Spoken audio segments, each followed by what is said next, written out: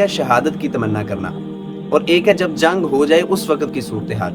تو جنگ سے پہلے کبھی بھی یہ تمنا نہیں کرنی چاہیے کہ ہماری جنگ ہی ہو جائے۔ مغرب جو ہے وہ جنگ کے نام سے بھی کانپتا ہے۔ اس کی وجہ یہ ہے کہ ورلڈ وار 1 اور ورلڈ وار 2 وہ دیکھ چکے ہیں اور اس کا جو نتیجہ تھا وہ بھگت چکے ہیں کہ اسرائیل کیا کر رہا ہے۔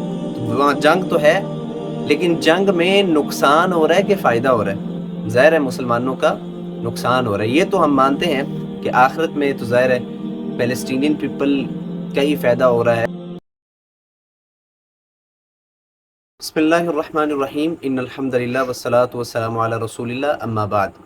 ابو النضر رحمہ اللہ تعالیٰ کہتے ہیں کہ مجھے سیدنا عبداللہ بن ابی اوفیٰ رضی اللہ تعالیٰ عنہ نے ایک خط لکھا۔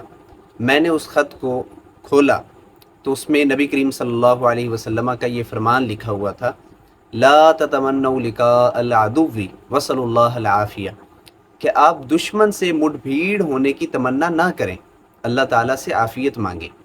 ہمارے ہاں خصوصاً انڈو پاک میں یہ ہے کہ ہم بڑے جوش دلاتے ہیں اپنی عوام کو، جذبہ دلاتے ہیں کہ ہم فلاں کا فلاں کر دیں گے، ہم نے جانا ہے، لڑنا ہے، شہید ہونا ہے۔ شہادت کی تمنا ایک اور چیز ہے، جنگ کی تمنا ایک اور چیز ہے۔ اللہ تعالیٰ ارشاد فرماتے ہیں، یا ایھا الذین آمنوا اذا لقیتم الذین کفروا زحفا فلا تولوہم الادبار، کہ آپ کی جب ان سے لڑائی ہو جائے پھر آپ نے پیچھے نہیں ہٹنا۔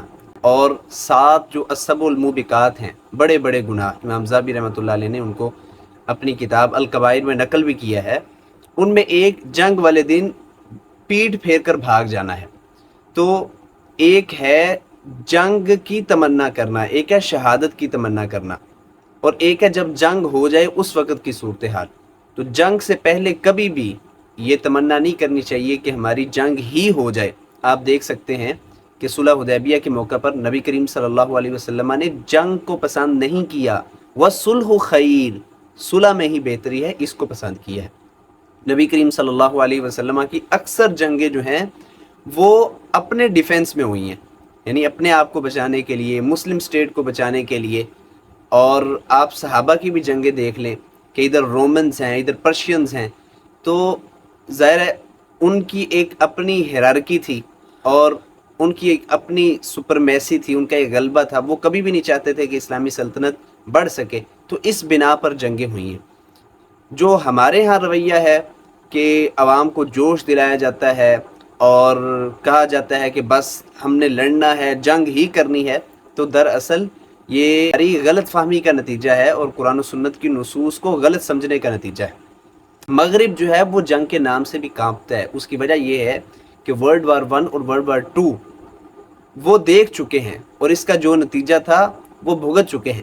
ہمارے ہاں چونکہ ایسی کوئی بڑی جنگ وقوع پذیر نہیں ہوئی، اس لیے ہمارے ہاں جنگوں کی باتیں ہوتی ہیں کہ آ جاؤ ہم مقابلہ کر لیں گے، ہم ڈرتے نہیں ہیں، فلاں فلاں۔ یہ بات ٹھیک ہے کہ ہم نہیں ڈرتے، لیکن تمنا نہیں کرنی چاہیے۔ آرزوئیں کرنے کے لیے اور بہت ہیں، بہت اچھی خواہشات ہیں جو آپ کر سکتے ہیں، لیکن یہ خواہش آپ نہیں کر سکتے کہ یا اللہ تو ہماری اور ہمارے پڑوسی ملک انڈیا کی جنگ لگا دے۔ تو اس سے کیا ہوگا؟ پتہ نہیں کتنے معصوم لوگ غذائی قلت کا شکار ہوں گے، کتنے لوگوں پر بم گریں گے، کتنے لوگوں کے حالات خراب ہوں گے۔ غزہ میں آپ دیکھ لیں کہ اسرائیل کیا کر رہا ہے۔ تو وہاں جنگ تو ہے لیکن جنگ میں نقصان ہو رہا ہے کہ فائدہ ہو رہا ہے؟ ظاہر ہے مسلمانوں کا نقصان ہو رہا ہے۔ یہ تو ہم مانتے ہیں کہ آخرت میں تو ظاہر ہے پیلسٹینین پیپل کا ہی فائدہ ہو رہا ہے، اور جو بھی بندہ فوت ہو رہا ہے یا شہید ہو رہا ہے انشاءاللہ اللہ تعالیٰ کے ہاں اس کا ایک بڑا درجہ ہے۔ تو ان چیزوں کو مد نظر رکھتے ہوئے ہمیں اللہ تعالیٰ سے عافیت کی ہی دعا کرنی چاہیے، اپنے لیے بھی اور پیلسٹینین پیپلز کے لیے بھی، جموں کے پیپلز کے لیے بھی، اور جہاں جہاں مسلمان بستے ہیں یہ دعا کرنی چاہیے کہ اللہ انہیں عافیت دے اور سلامتی دے۔ اگر کوئی اور راہ نہ نکلے تو پھر مسلم امہ کو واقعتاً اپنے ڈیفنس میں کوئی ایسا رد عمل کرنا چاہیے کہ وہ ان کے خلاف اٹھ کھڑے ہوں اور ظالم کو اس کے ظلم سے روک دیں۔